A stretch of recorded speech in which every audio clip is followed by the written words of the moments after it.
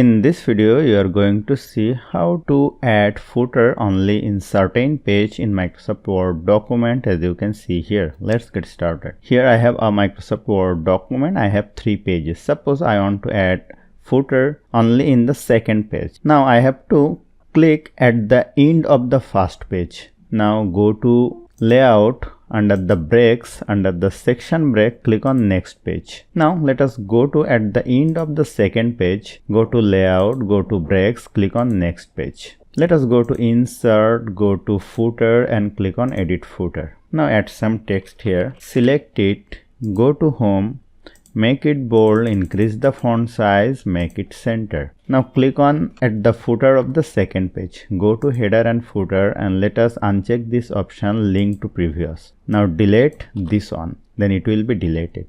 Now let us click on the third page and uncheck this option link to previous. Now let me remove it. And here in this way you can add footer in the certain page. So hope you found this video helpful. If you like this video, please share this video with your friends and family and don't forget to subscribe. Thank you.